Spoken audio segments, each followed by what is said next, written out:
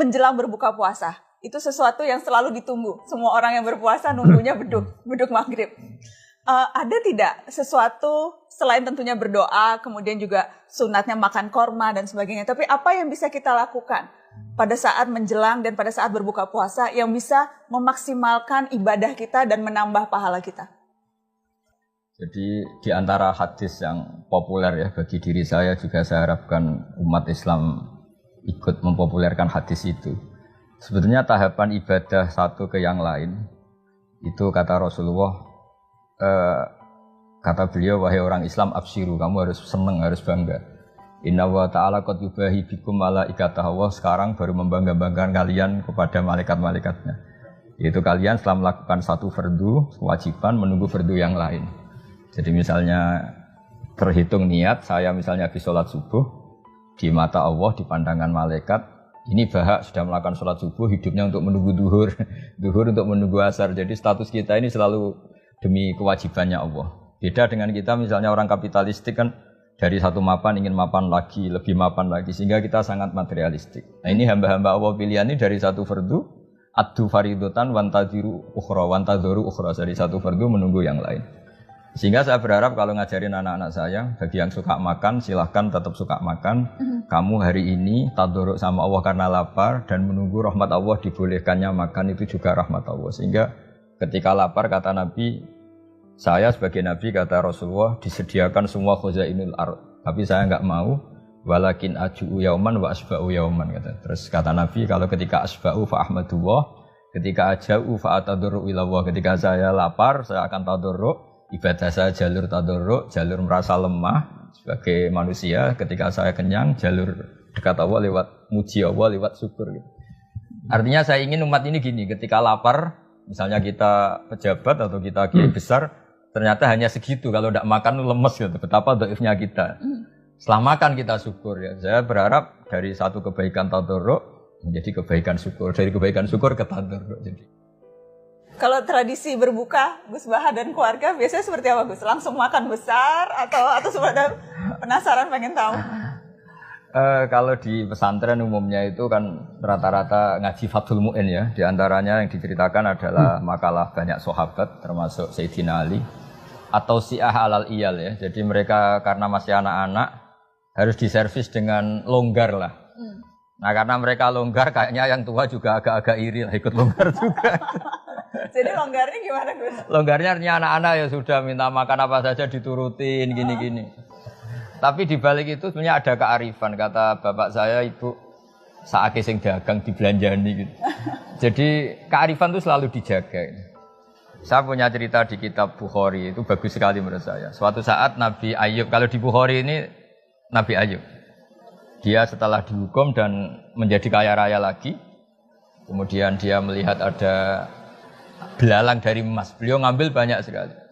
Terus ditegur sama Allah, masa sudah sekaya kamu masih ngambil belalang emas yang sebanyak itu. Terus kata beliau menjawab, wa may yashba'u mir rahmatik, siapa sih ya Allah yang bisa kenyang dari rahmatmu gitu. Jadi artinya tradisi Mbah Mun, bapak saya, semua orang-orang soleh itu ketika longgar beberapa menu makanan tuh, wong Allah sugih ora ngarah bangkrut gitu. Wong Allah apiane enggak apa-apa dinikmati. Jadi apa ya, orang-orang soleh itu pilihan apapun tuh kembali kepada Allah Subhanahu wa taala itu. Sehingga jadi nyaman gitu ya, seperti Rasulullah tadi ketika lapar fa'atadarru ilallah, saya tadarruk, saya merasa lemah. Terus ketika saya kenyang fa'ahmadullah, saya akan muji Allah. Jadi enak semua. Terus yang paling penting dalam ilmu ushul fikih itu ada kenikmatan bersama yang tidak maksiat, itu yang paling penting. Jadi kiai-kiai kita ini kan tahu bahwa dunia ini banyak maksiat, sehingga untuk orang senang saja harus maksiat. Nah ini perlawanan besar dari para kiai itu, waladzatun fi ghairi muharramin. Semua umatnya ini dilatih menikmati sesuatu yang tidak diharamkan Allah. Itu perlawanan terbesar, sehingga kiai-kiai itu longgar sekali, jagongan longgar, gojol-gojokan longgar, guyon longgar, semuanya ini terhadap. Karena manusia ini potensi maksiat. Satu-satunya cara itu supaya mereka nyaman dengan taat tadi. Qul bi fadlillah bi rahmati fa bidzalika falyafrahu. Diharapkan kalau sudah menikmati taat ini enggak nyari kenikmatan lewat jalur maksiat. Di sini hebatnya Rasulullah ngajarin kita wa qurratu aini fis shalat. senang ketemu ulama, ketemu Habib, ketemu orang-orang soleh. Sehingga ada tradisi. Alhamdulillah ketemu Pak Kurais, ketemu Mbah Maimun, ketemu. Ketika orang lain mungkin masih senangnya kalau ketemu hal-hal yang dilarang Allah. Jadi ketika longgar itu filosofinya guru-guru kita, orang tua kita seperti itu. Jadi bukan longgar untuk israf, tapi longgar untuk nikmati sesuatu yang tidak haram. Saya ingat Gus Baha juga sempat bilang lauk terenak lapar gitu ya. Iya betul ya. Dan puasanya orang kaya itu lebih berat dari puasanya orang miskin. Iya betul. Jadi ceritanya gini. Bapak itu pernah ditamuanin orang miskin cerita. Puasanya orang miskin itu berat sekali, harus tetap kerja mencangkul gini-gini. Dia kalau puasanya orang kaya enak tidur di rumah sambil santai-santai di rumah baca Quran. Terus Bapak cerita. Ini kisah nyata. Kamu nggak pernah jadi orang kaya katanya. Rasanya orang kaya lebih berat.